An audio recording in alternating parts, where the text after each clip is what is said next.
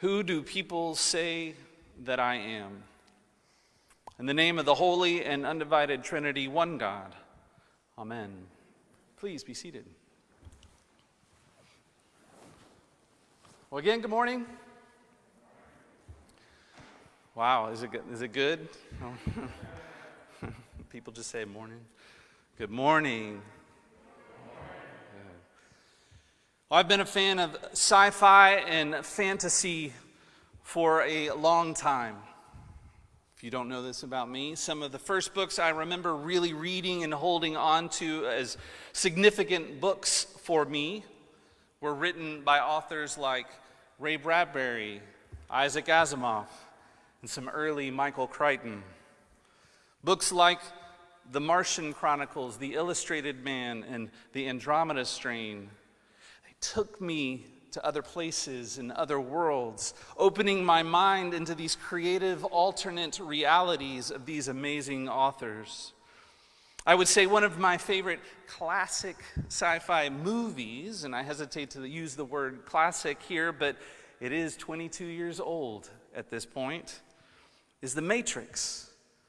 The whole movie is based on this framework that the world we live in is an alternate reality. And at some point, the characters have to choose whether they want to stay in that alternate reality or not. And there's this great line from one of the characters, Morpheus, who's talking to the main character, Neo, as he's trying to explain to Neo that the context of their present reality. He says, "What is real? How do you define real?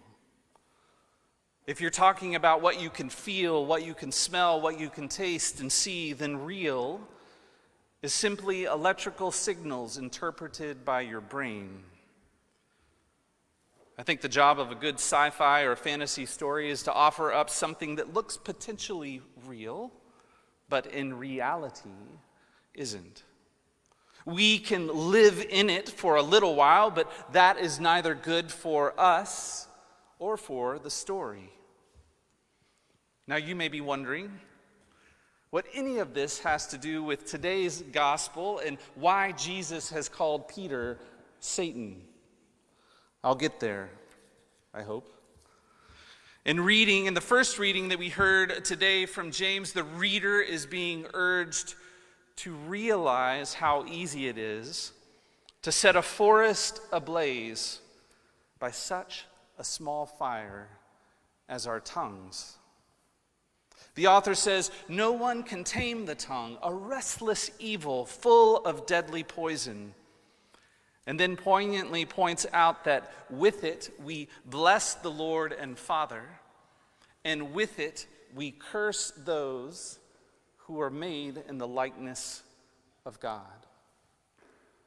There is great power in our words to build up, to heal, to love, but also to break and to harm and to shame. And James is asking, how can one tool be made for completely different purposes? He says, from the same mouth comes blessing and cursing. My brothers and sisters, this ought not to be so. Well, obviously, James has never had to homeschool 3 children, stubbed his toes, smashed his thumb with a hammer, or stuck his hand into a fig tree only to find leaves and no figs.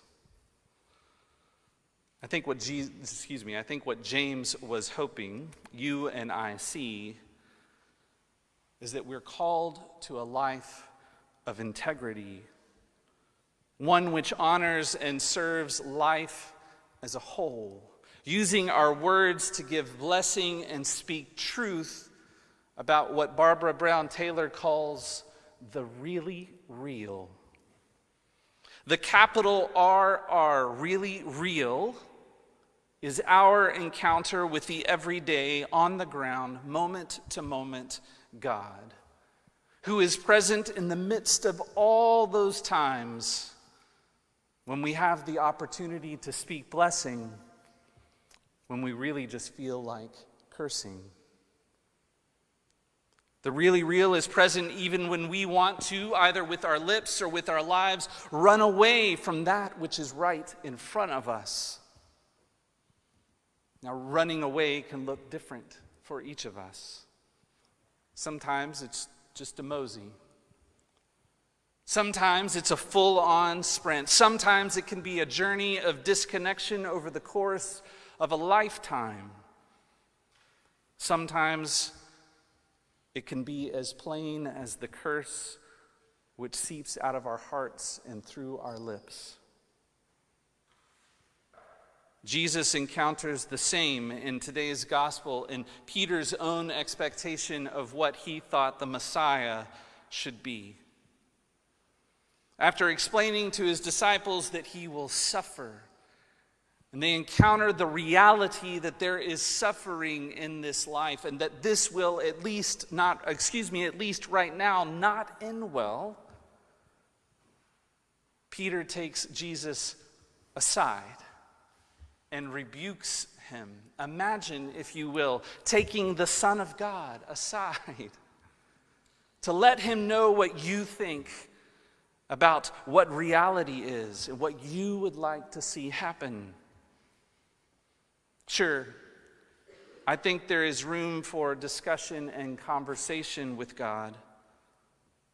But Peter has a reality he has built up using his own expectations and desire for what he thinks a Messiah should be, possibly serving his own purposes and not God's, and running away from the reality of what Jesus has shown them to be really real.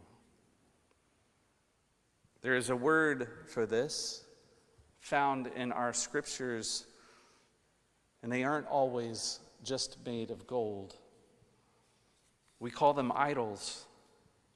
Those things we put up in place of God, thinking or wanting those things to fill that space or place of being God for us, whether we believe in them or not. Idols, false gods, running away into stories of alternate realities. We can live in them for a little while, but that is neither good for us nor the story.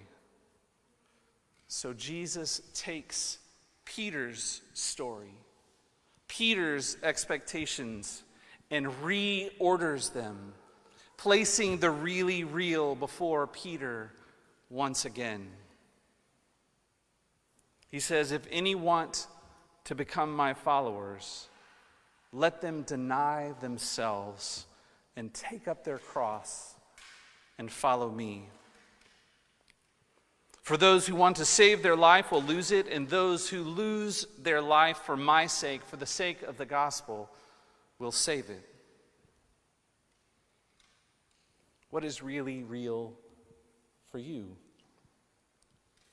The real, I think, is more than just what we can taste, smell, see, feel. Could it be that the really real are those moments when we are able to let a small piece of what we want die to make room for what God might be doing in our lives? Could it be that the really real is when we're able to speak blessing into others' lives even when we don't want to or see a way we can agree? Could it be the really real is about reordering our lives around how we might take up our own cross and set our mind on divine things by loving those who are unloved, unwanted, or otherwise discarded? On this day and every day, God of all that is real, help us to see what is good, true, and beautiful in this world, so that we might have life, share life, and live life to your glory and for your love. Amen.